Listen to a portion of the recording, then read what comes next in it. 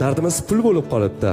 Kambag'al ilojsizlikdan, o'rtahol orzu-havasdan faqat pul topish kerak, pul kerak, pul, pul, pul, pul.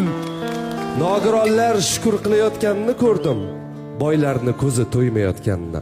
Firibgar masheniklar o'zidan qahramon yasab biznes motivatoriga aylanib va'z o'qiyotganini, olimlar, oqillar, donolar panada yashirinib, berkinib turganini, haqdor noto'g'ri bo'lib chiqib, qarzdor uyalmasdan do'q urayotganini, ariza yozayotganini uchratdim. Iymonli bo'lishga emas, taqvodor ko'rinishga, o'zimiz uchun yashashga emas, boshqalardan yaxshiroq yashayotganimizni ko'rsatib qo'yishga intilayotganimizni ko'rdim. Eng yomoni bilasizmi nima? Mana shu holimizni bolalarimiz ko'rib katta bo'lyapti.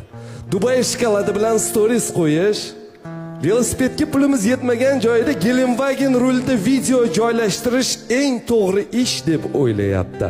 Siniy traktor bilan bolaligi o'tib ketyapti. Kvadroberga aylanib, it mushukka aylanib ko'chada yugurib yuribdi. Bir kun siz ham to'xtang, iltimos.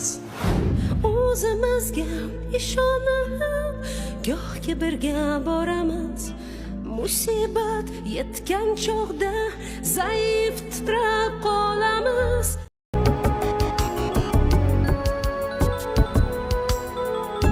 Sen hech narsa qilmading talab, menga o'rgilding qoshu ko'zimdan.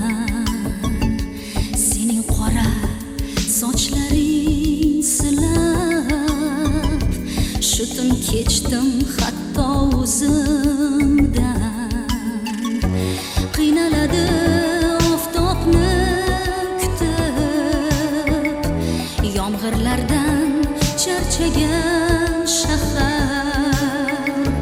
Sen ketasan qayga qon yutib, meni qayga boshlaydi sahar.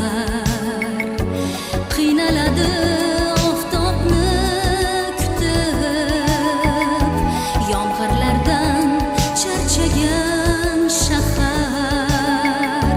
Sen ketasan qayga qon